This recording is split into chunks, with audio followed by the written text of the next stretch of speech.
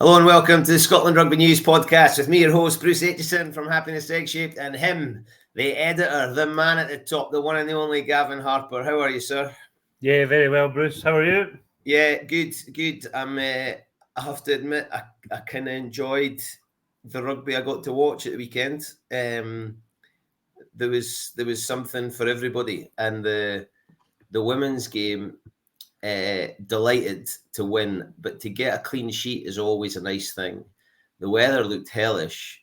I still think they butchered and could have scored more, but I loved watching it. Yeah, no, look, I totally agree. It's the first time I think they've kept a clean sheet for a long time, 15 years or something. So, look, that's a big positive. We'll come on to that, I'm sure, in greater detail. Glasgow and the manner in which Glasgow kind of put Benetton away, despite all the ill discipline. It's easy to get dragged into all that. Thought Glasgow did a pretty professional job, and yeah, another frustrating afternoon for Edinburgh. I had spoke to Grant Gilchrist on the phone after. He didn't kind of mince his words at all, which actually kind of there was something to be said for that, because he could have said, well, look at the first hour, we were the better team, and he said, no, we keep shooting ourselves in the foot and we threw it away. So, yeah, an interesting weekend, but certainly some decent rugby across the board. Right, let's start with Edinburgh, because the phrase "shoot yourself in the foot" I think was designed for Saturday. The chance after chance, just lacking that kind of clinical edge. Individuals making mistakes, and I saw Gilco had said individuals made mistakes. I'd love to see those conversations. Did Gilco go and tap those individuals on the shoulder and say, by the way, but those individual mistakes, you can't fix them for what's happened, and I don't know what the fix is moving forward. Yeah, and I think the frustrating part from Edinburgh's point of view is the scoreline against Leinster maybe looks a wee bit closer than it was, but like we sat in these podcasts in June and talked about the achievement of going to Loftus and winning. And yeah, it wasn't in the same environment, and there wasn't 50,000 in the stadium, and it wasn't for the grand final. But actually, it still would have been, that could have been, and we talked about this last week, those kind of little moments, the Jamie Ritchie turnover against Leinster just before half-time, too often they're slipping out of Edinburgh's hands, and they had one in both hands and were sort of marching themselves towards the finish line, and then contrived to hand it away. And yeah, you do wonder how that kind of plays out. Is Gilco or Sean Everett tapping somebody on the shoulder and saying, it's no good enough? You like to think at this level, players recognise that it's not good enough. But yeah, to turn the ball over on the Bulls line is one error. But then to concede the 50-22 in the sort of second instance, I think, is the second error. And then to have just switched off and allow them to take a quick line out and go under the posts is just like, that is the icing on the cake of just totally unforgivable. That's a classic. I remember chatting to a coach in England a long time ago now, not quite 10, maybe 10 years ago, and they said they had a call that if they give 2 penalties away in a row, they have a call to pretty much mean we're whiter than white. You don't compete for turnovers. You get yourself more than a yard back in defensive line. You've just listed 3 things there: turnover, 50-22, but then to completely switch off. And it wasn't that long ago that Gregor was saying, for Scotland, we're going to take quick line outs, the ball's not going to be dead for long. And I know that's a long time ago, and I know it probably didn't work because some of the bigger teams went about things to prevent that from happening. But to allow that quick line out, it's everything you're told not to do on day one. Don't turn your back, eyes on the ball, switch on, get there first. That must be that. Like, that's a coach killer. That's Sean Everett in the box going, I can't control that. Yeah, and I think, look, the first hour was not pretty, but it probably was never going to be, again, one of these games where you say, right, Edinburgh are going to go to Loftus, they're going to really open up, playing at altitude. So, but I actually think they managed it reasonably well. They got themselves into a position, and actually, it wouldn't have been the same statement as Glasgow because obviously the circumstances were different, but it would have said a bit about Edinburgh. Okay, they took Leinster reasonably close. Then they've gone to South Africa and beaten the Bulls. It would have made, I think, the league stand up and say, oh, hang on a minute, this Edinburgh team's here to be taken really seriously. And then you see the manner in which it all unfolds and unravels, and you think, why is it? I asked Grant this after the game, why is it taking them so long to learn? Because these individuals are playing in high-level Edinburgh games. A lot of them are playing in high-level international matches with Scotland. Why do they keep making the same mistakes that hand opportunities to teams? I think by comparison, there was a line out. Benetton put the ball out on Friday night, and Kyle Stein caught it and just handed the ball to somebody, meaning I'm no interest in taking a quick line out. When you think that is literally all it would have taken is somebody in the Edinburgh backfield to run over and hand the ball to a ball boy or anything, just to make it dead, and they might have been okay. And there's a high chance that'll never happen again in Edinburgh. Like, lesson learned, touch the ball, blah blah blah. But we've already suffered from it. And there was a point in the game where I was thinking, this is everything we spoke about. Got something out of Leinster, getting a win in South Africa, builds the confidence for next week in South Africa. Like, I'm thinking, Stormers are struggling. You're looking at, right, okay, and I can't remember, how do you say his name? Jack Nienaber, the Leinster coach? Nienaber, you were close enough. Nienaber, him, he's saying how tight the league is. And then Zebre do what they did. I mean, that was, nobody saw that coming. That is absolutely bonkers, that second half. Nobody can tell me they were predicting that at any point in the game.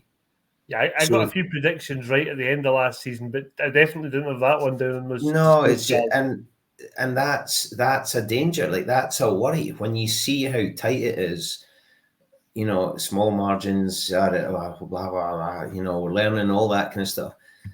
These things are, Edinburgh won more games than other teams in the top 8 last year, bonus points, all that. We've heard that. To have those first 2 games is really tough. And forgive 15 minutes at Leinster, sort of just after half time, forgive the last 15 minutes at Bulls, and all of a sudden you're looking at a different picture. But that's just not how it goes. And teams are hanging in when they need to, and then taking their chances when they get them. Yeah, and I think that's the frustration, isn't it? That, we said probably before the season started that a win in South Africa and a couple of losing bonus points elsewhere from the first sort of 3 games, you're not actually in bad shape. And they had that opportunity sort of firmly in their grasp on Saturday afternoon, and it just never happened. So now, and I think, again, Grant said this after the game, they need to win against the Lions, and that'll be easier said than done, because I thought they looked decent at the weekend. So it already piles that pressure. It's hard to judge, where the Stormers are, because they've only played 1 game. So you're all of a sudden saying, right, Lions and Stormers back to back. Edinburgh need to win at least one of them and pick more points up wherever they can. If they win on Saturday, I think they beat the Stormers at home. Yeah, I probably agree with that. I think the fact that the Stormers game obviously is back here definitely flips that. You would put Edinburgh as favourites. I think it sounds ridiculous to be talking about this after 2 games, but I genuinely would be worried if they pick up more injuries. I think I was reading Scott Matthew told us yesterday that Mosese Tuipulotu will be fit for this weekend, which is good because probably no Mark Bennett, no James Lang, no Matt Curry. There's 3 Scotland international centres after 2 weeks sitting on the sideline.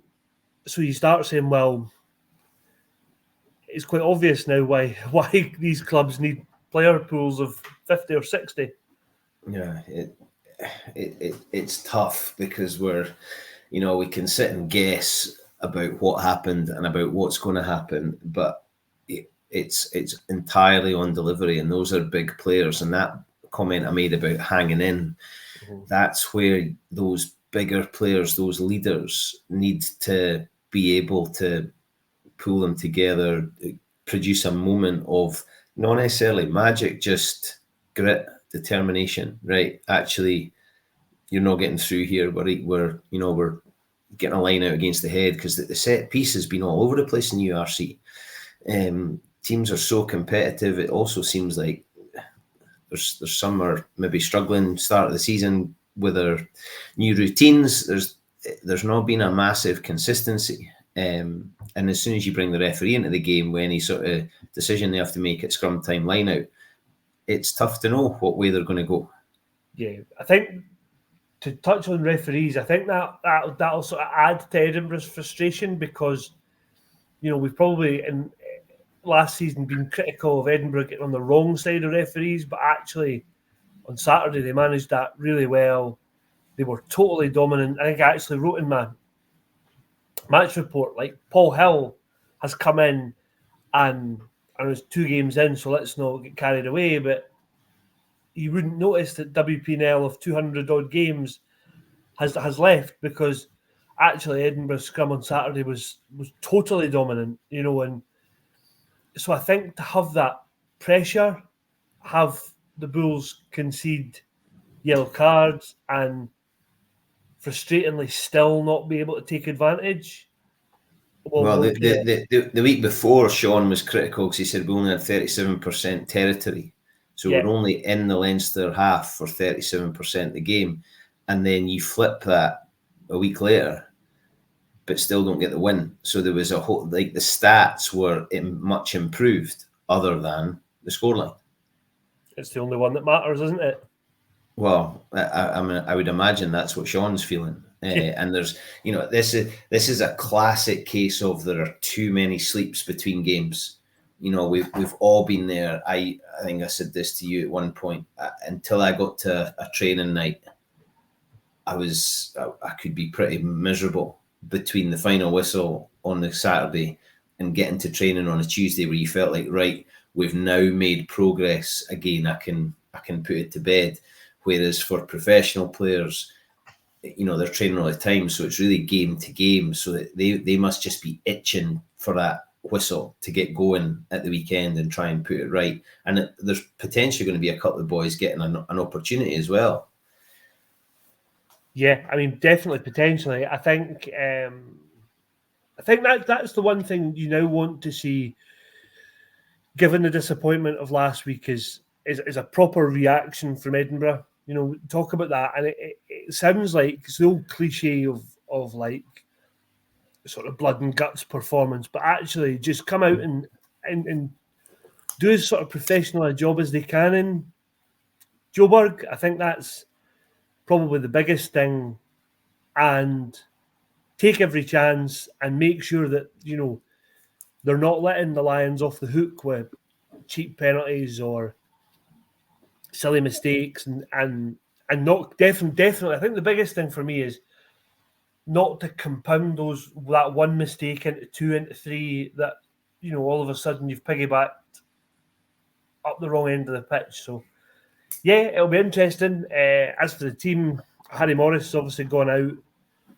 I think it's probably unlikely he forces his way into the team, but it'll, you know, if Dave Cherry's not fit, Paddy Harrison might get a run off the bench. So look, there's opportunities there. I actually thought Ali Price played okay on the weekend after having a pretty shaky game against Leinster. Ross Thompson was better.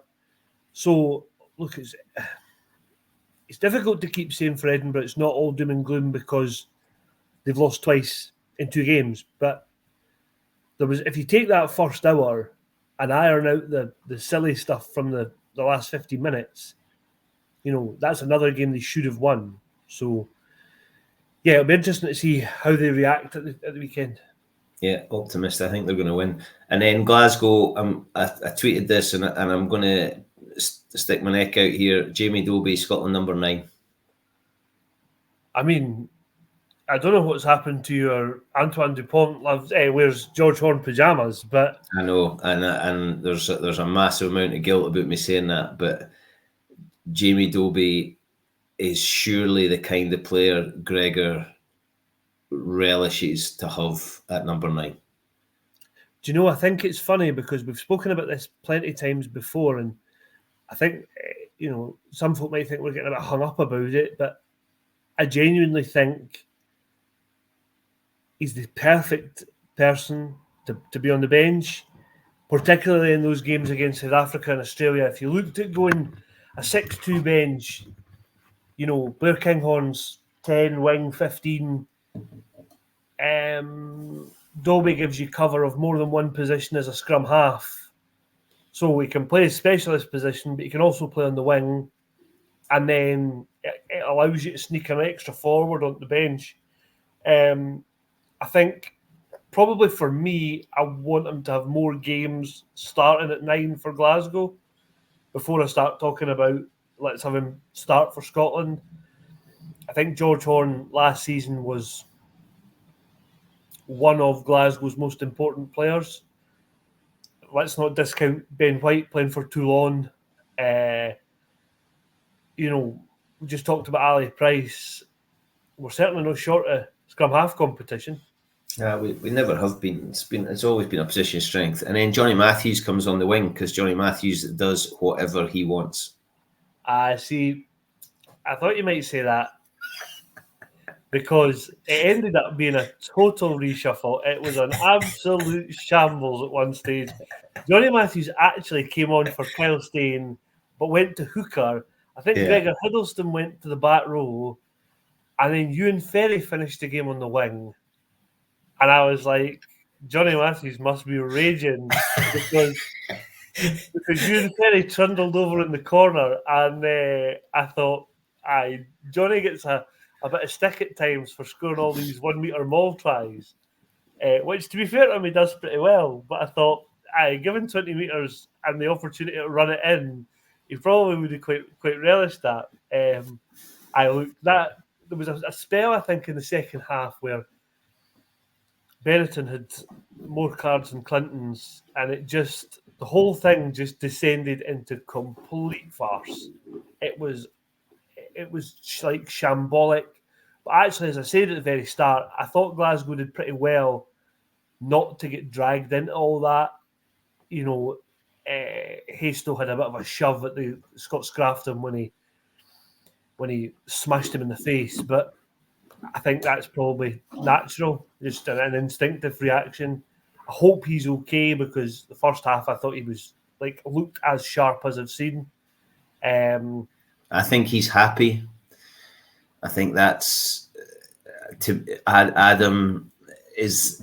I don't know him well enough, but I think criticism can be tough when he doesn't know where he stands. It can be tough. Injuries are obviously tough on anybody, but to come up to Glasgow, I don't know if he's been told, look, your first choice or what, but I just think he's back, familiar.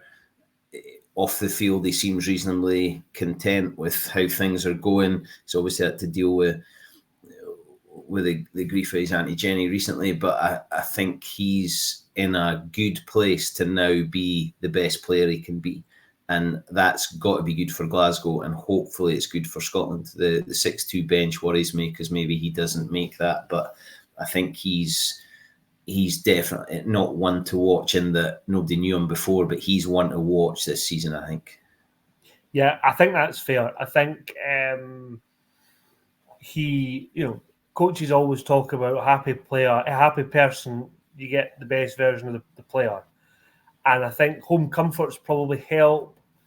The familiarity of being back at Scotstoun. I think there's loads of elements to it that I think will help him. Number one, you touched on it there. Look, he's fit again. He spent the last 2 years at Gloucester hardly. I think he played 8 games in 2 seasons. Like, that would take its toll on you or I if we were turning up to training Tuesday, Thursday and playing that little. So for a pro, it must be hard to take. I think you're right. I would like to see him have a big year. I think the other person who could be in line for a reasonably big sort of 2 months, but 12 months as well, is I was really impressed with Tom Jordan. I think I sort of said he's a player. During after the Connacht game, I wasn't overly sold on him at 12, but actually, if you put him beside Stafford or Sione, and they give them the onus of getting you over the gain line, and let him be that sort of distributor at 12. It's what New Zealand would call a second 5'8" rather than inside centre. So exactly. He's another distributor. He's another 10. He's another controller.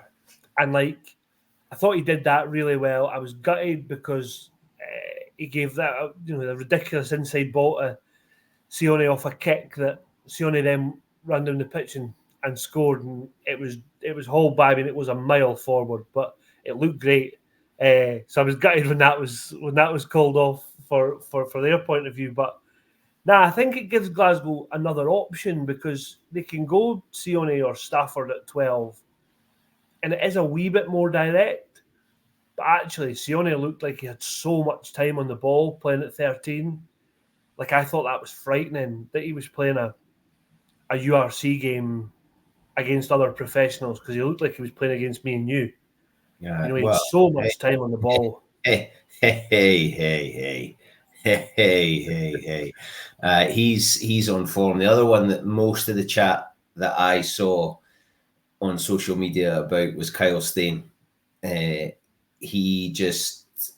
saw somebody had commented, Darcy and Duhan can give you a 10 out of 10, but they can give you a 5 out of 10, whereas Kyle is 8 out of 10 every game, which I thought was an interesting way to put it. I'm not sure I entirely agree with it, but I thought it was an interesting way to put it. So now everybody's saying, right, if Kyle Steyn's a stick on, who plays in the left wing? Darcy plays in the right wing, Duhan's on the left. And the only one that's ever going to decide that is Gregor.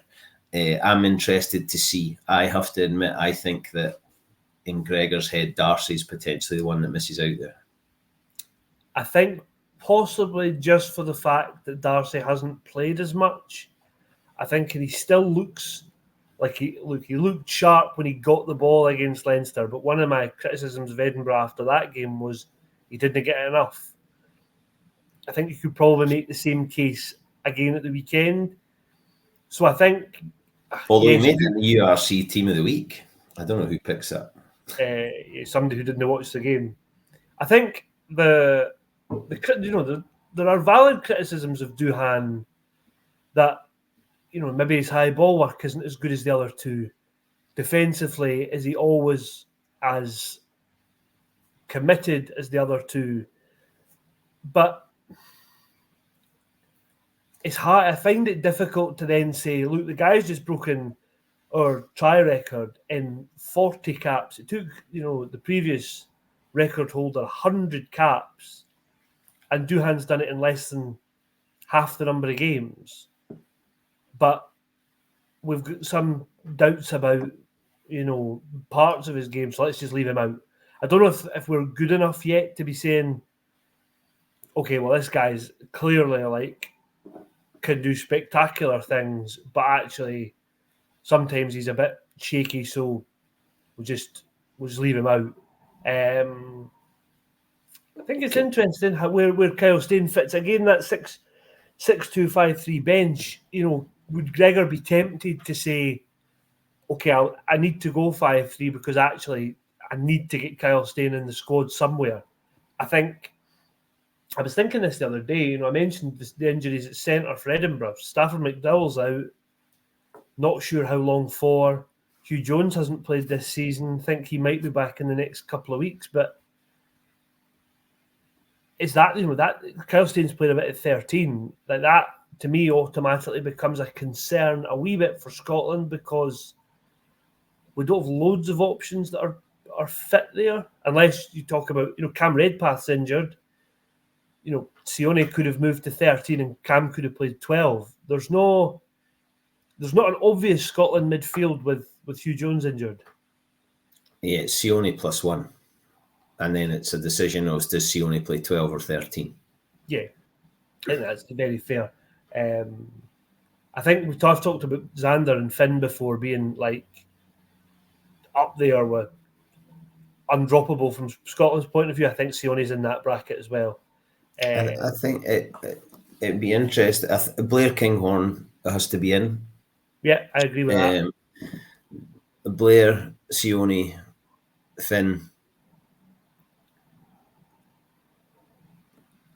Your Xander, and then after that, there's probably competition in every other slot. Yeah, I think probably Schumann is the other one.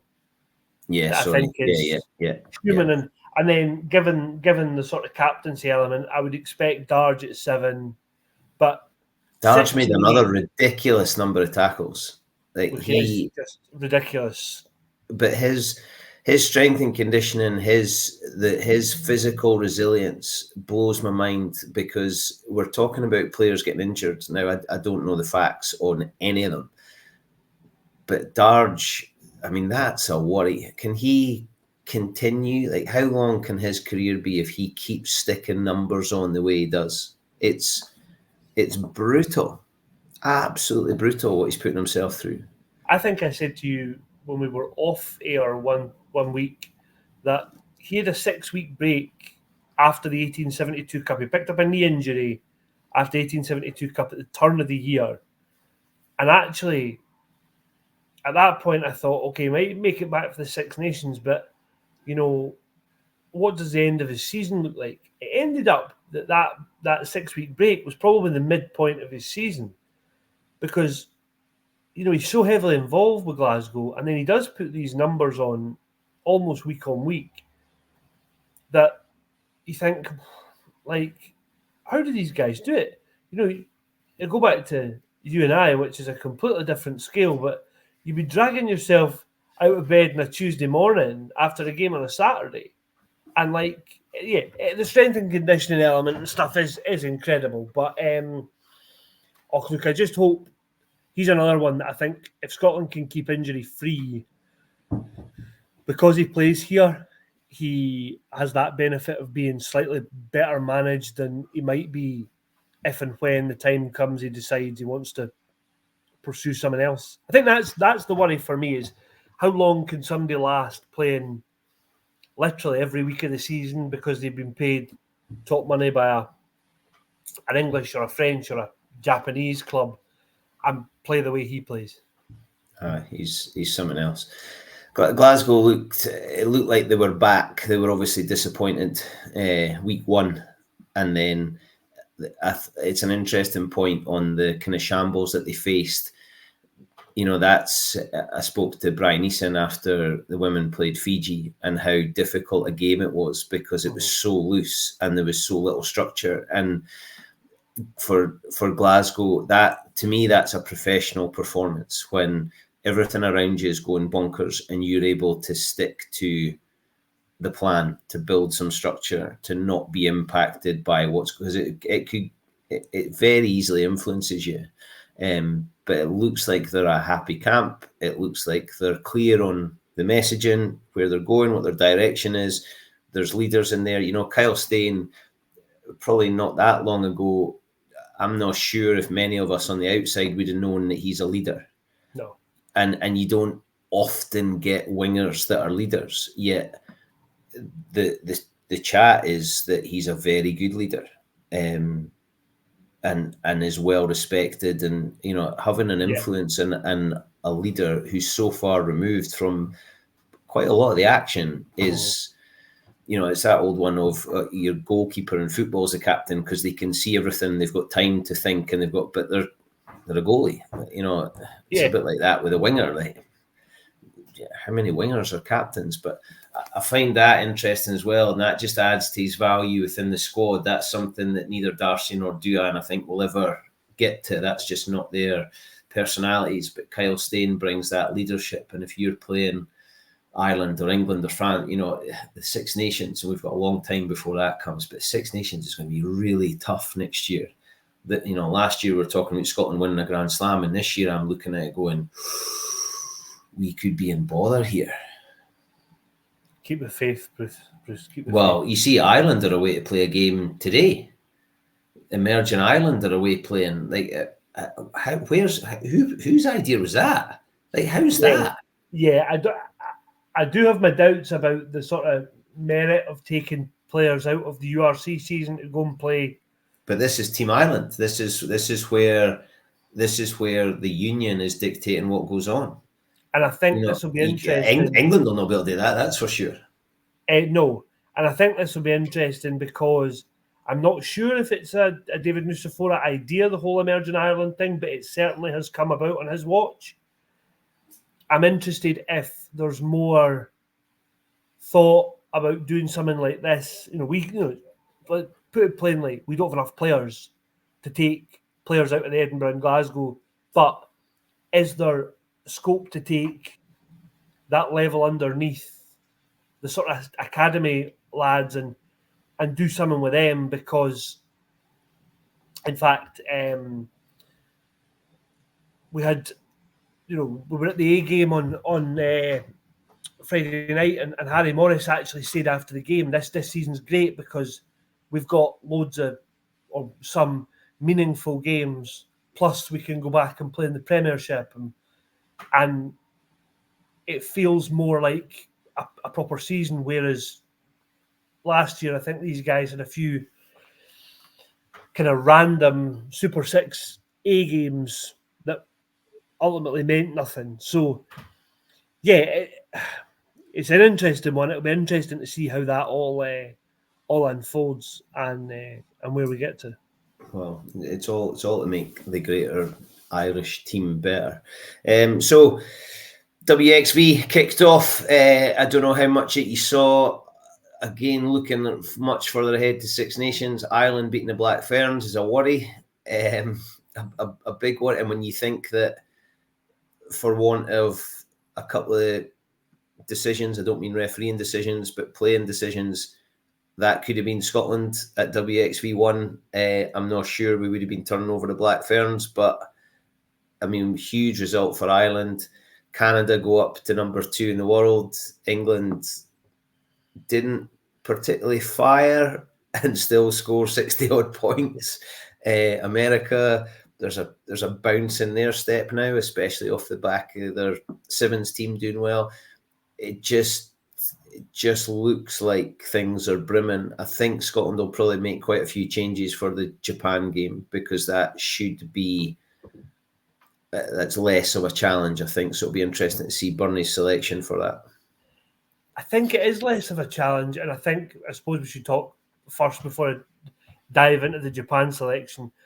I thought, again, talking about professional performances, that was one. I thought they did enough to get the job done, and then some. They'll be disappointed, I think, with the number of opportunities they missed, and actually lose that bonus point that they've not got could come back to bite them.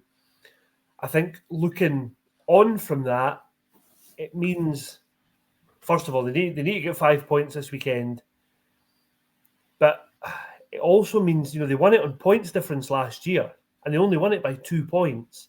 So I wouldn't be hugely surprised if with 25 minutes to go, Scotland are chasing a game, and I'm interested to see how they go about that and how they maintain a structure without it just being totally harem-scarum.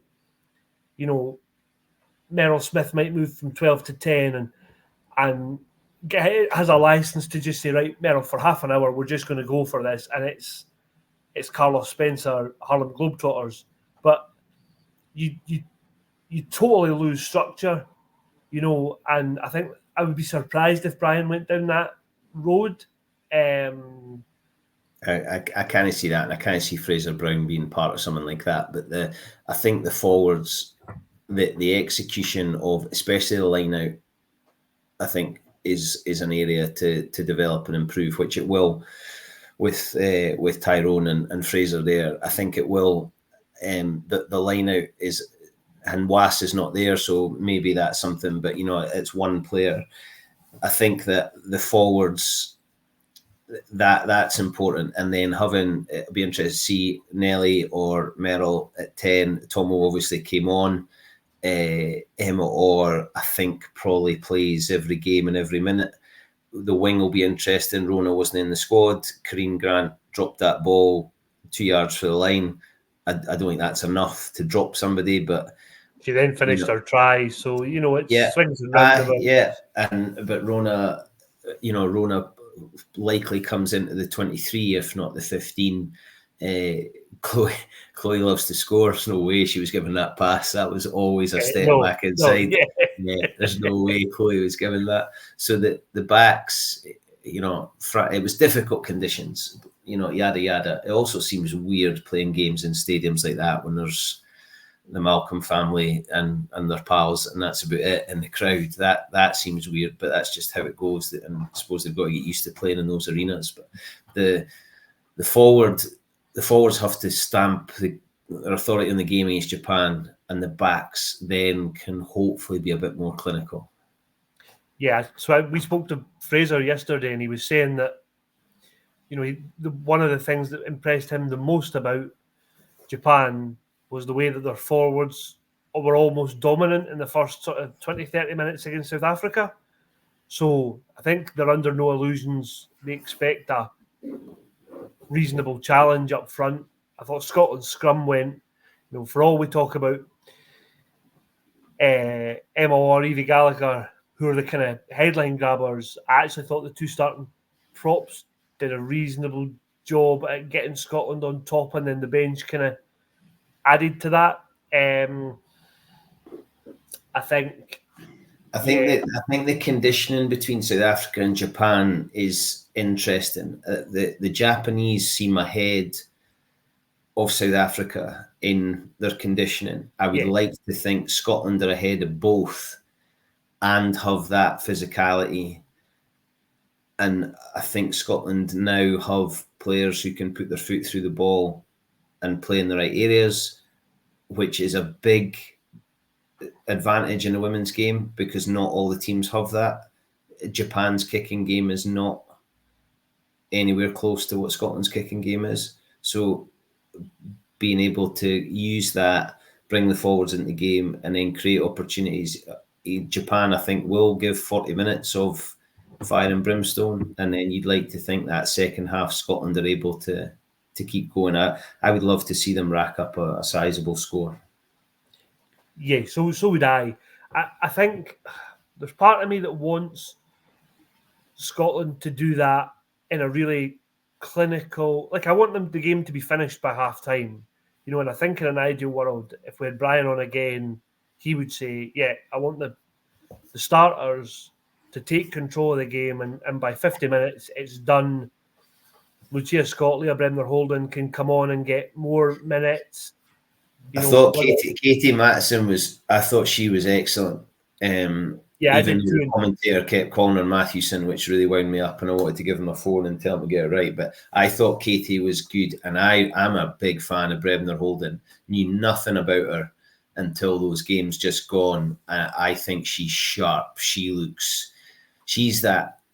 I hate to say this, but the ideal finisher. She came on and it was like, boom, balls away. Really lively, really keen to get the game going. I think she's a class act, which puts a bit of pressure on Mary McDonald. So I would imagine she'll come into the squad for the Japan game. I think when you look at the competition now, it's interesting because, like you mentioned, Rona probably wouldn't have been, I think this is fair to say, suited to playing in those conditions last weekend. So maybe for that game, that selection of Corrine and Fran McGee was right.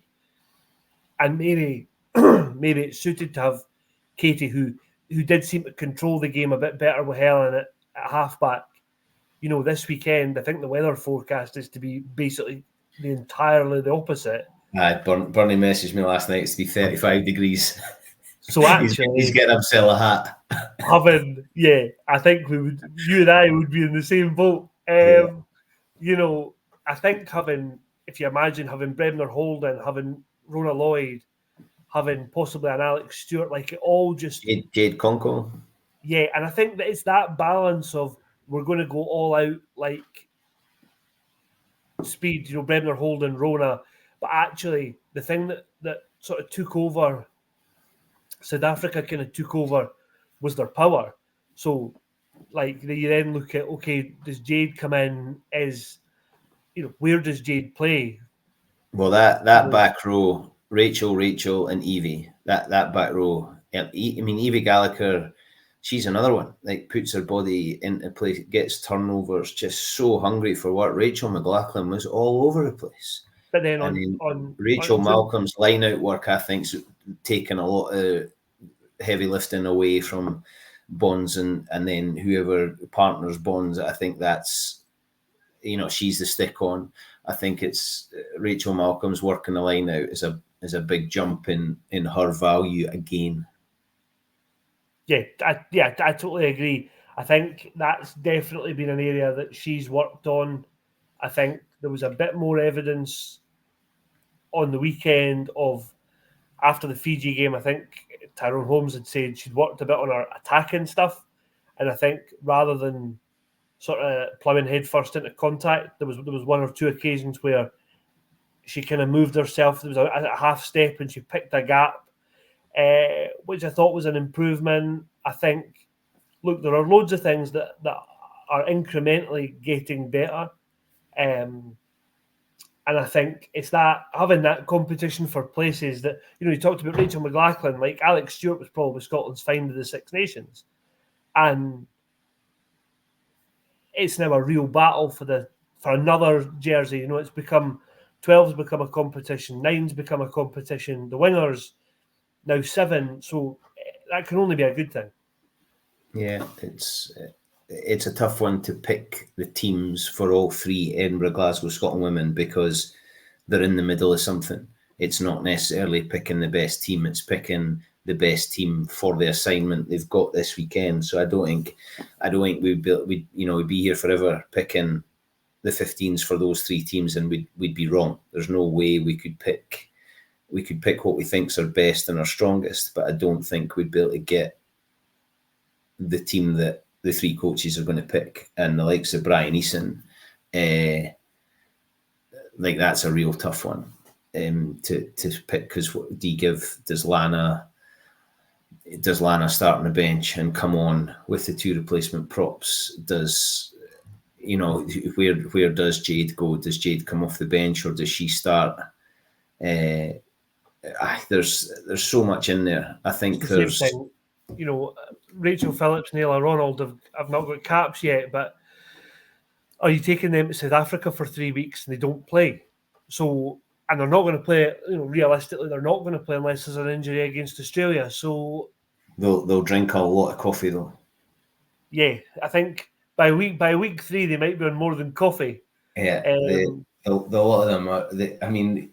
I love how you're able to get a glimpse into what they're doing. I think it helps build that engagement and get to know them when you can see what they're up to on Instagram. They're on the beach, they're drinking coffee, they're wandering around the waterfront, they're doing all. I think it's a real it's a way to build their own personal brands, but also to get people to get to know them and start telling the stories. And we've been through this before, and Michael Johnson Athletics is trying to tell more stories. He wants that Olympic storytelling every 4 years to be every year. And that's what I think the Scotland women do really well. And I don't know if Brian and Scottish Rugby encourage it. I think they should if they don't. But it seems like they're allowed to do it. And that's a massive positive. And all the teams do. The Wallaroos, I don't know if you saw the one where they bumped into two wee lads at the corner shop in Cardiff. Yeah. I mean, absolutely class, like so good. And for that to happen and go out on the official social media channel, that's gold to me. I think that's absolutely gold. Yeah, and I think that's it. There's an element of that I think is missed, and that's probably, the men's game is in a different place, but you would like more of that, like behind the scenes. Just, I think the women's stuff feels like the players and the whole setup is accessible to its fans. I don't necessarily know that the men's game feels like it's accessible or is that open to scrutiny from fans. But look, it's probably a different beast in terms of the. Yeah, it's a chat for another day. I'm going. My back line is Brebner, Holden, Smith, Thompson, or Lloyd, McGee, Rowley. Which is full. I mean, that I describe that as full Carlos Spencer. That is just let's have a go. Yeah, and then bench. I think I'm giving Nelly the week off. I think McDonald will be on the bench. I think, do they take Karine? Maybe not. Lucia Scott on the bench. Give Karine the day off. Nelly the day off. And I've got another bench spot. I don't know. But that's my back line. And back row, I think we still go Rachel, Evie with Jade to come on. Interesting. I'm giving Lana Ellis can start and Lana can come on. Look, it's all, and this is it. There's so much debate about it. I think I would be tempted to start Mary McDonald at 9 and leave Brebner Holden on the bench. I just feel Brebner Holden. I don't think she started, has she? She's always come off the bench. Yeah, she's always been off the bench. Maybe this is the game to say, do you know what? Let's have a go. I would again go Smith, Thompson, or midfield. I think your back three spot on. I'd probably have Karine, Helen Nelson, and Brebner Holden on the bench, or Lucia Scott on the bench. I think I'd probably give Alex Stewart a start, but yeah, I think you also become conscious that actually, this team's had a week to train together, but do you want to be making 6, 7, 8 changes and then have to reverse them all for the Australia game? So there's an element of that, finding cohesion as well. That's that coach dilemma, though, isn't it? Do you just keep the kettle boiling, or do you give them a rest? But you never know until hindsight. And this is it. And come the World Cup, they're going to need players. It's that one you hear coaches talking about. I want to get to the World Cup with this number of caps in the squad. Yeah, and I don't know if that's part of the planning. And you still got Jenny Maxwell to come back in. Hopefully Was can make a recovery in that time. So there's still bits that you can add, plus some young pups that might show themselves, especially in, like Sarah Denham's away south. So, it's all good. It's all good, mate. Plenty for you to write about. That's what I reckon. Certainly, plenty to keep us busy. There's never a quiet day. I tell you what, how well did the Rachel Malcolm article go down? I tell you what. Come on. Do you want to talk about some of we'll indulge in your sort of Rachel Malcolm fans. Do you want to talk about some of the messages you got from the Malcolm clan and others? No. It was nice. Mum and Dad were happy. Let's just put that road and a nice message for Rachel. But that's another bit, like, how accessible are they? And she's so humble. I think she was kind of swept away with it, but there was so many cool videos and pictures of how much it means, like 50 caps. But I'm still blown away with how few caps folk have got, because it feels like they've been around forever, but it's just how it is. But I think it's a class thing. I think the more they're hitting these milestones, again, back to the storytelling, and it's cap numbers that some of the players that went before them can only dream of. Other than people like Donna Kennedy, and who, their longevity was unreal considering the conditions that they were working under. Totally. But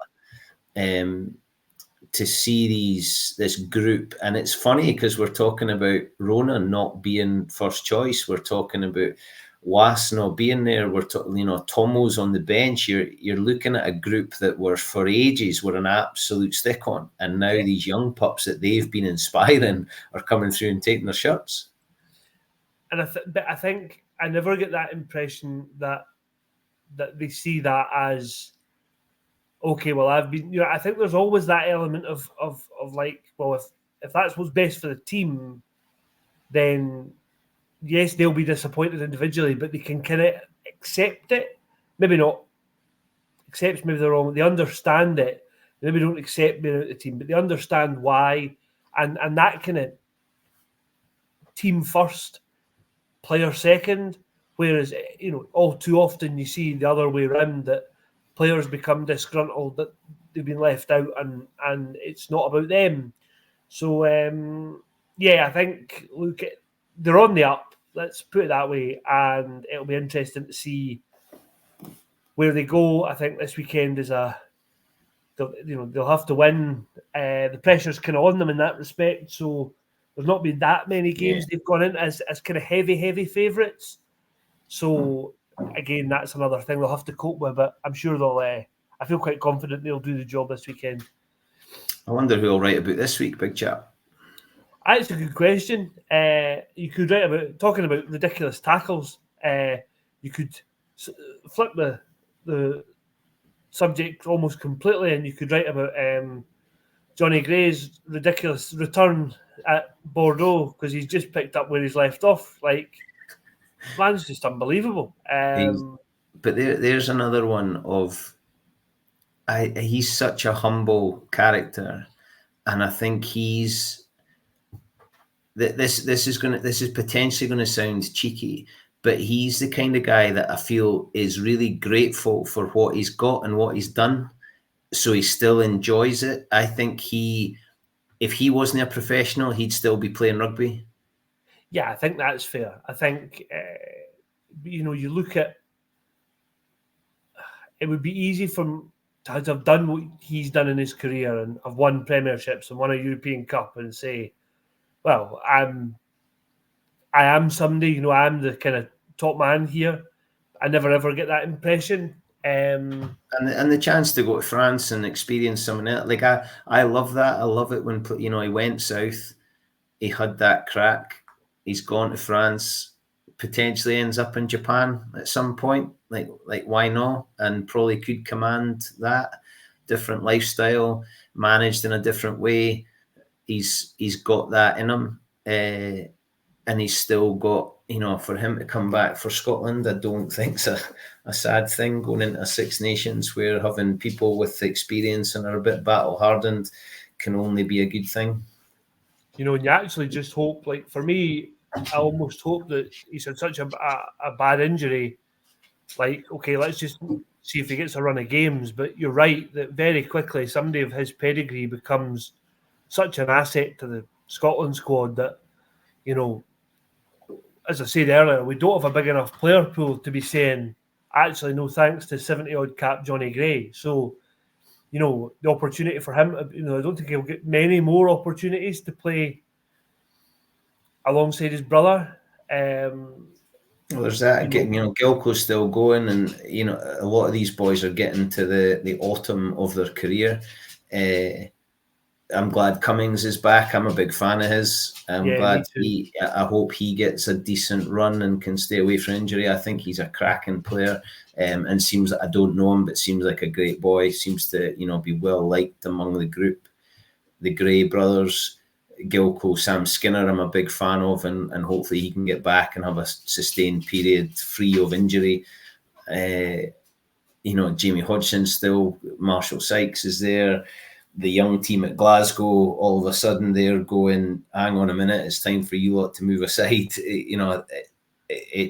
There's competition there if they can all be fit at the same time. Good luck picking 2 to start and 1 on the bench. Yeah, I mean, you're absolutely right. And I think there's an element of, you talked about caps in the squad before the Women's World Cup, but like Gregor will be thinking exactly the same thing. And, how do you get a Max Williamson into that setup alongside a Grant Gilchrist, a Richie Gray, a Scott Cummings? Okay, there's 4 straight off. So you probably only got one space left for Johnny Gray or another one of the young team, or a Glenn Young, or it's so difficult, and that's another position where we've got so much strength and depth that it's such a juggling act. I wish it was like that for every position. But yeah, certainly it's a big 2 or 3 weeks, I think, coming up for Edinburgh and Glasgow before we get into talking about, a month today, Scotland kick off the Autumn Nations series. So it'll not be it'll come round quick. Bonkers. Okay, big fella, good to chat as always. Hopefully folk are going to subscribe. £12 for 12 months, Scotland Rugby News, to get all the inside gossip and some of the best features on individuals, I think, potentially in journalism. I would suggest. I don't know if there's prizes for it, but if there is, I'm available. Hopefully we'll see you all next week. Enjoy your rugby this weekend, wherever you are, whatever you're doing, and whoever you're doing it with. Be good, be respectful, and get involved. Please don't call off. Please don't go shoe shopping on Saturday afternoon. Make sure you look after your clubs. We'll see you all again very, very soon. He's Gav Harper. I'm Bruce Aitchison. Happiness Egg Shaped with Scotland Rugby News.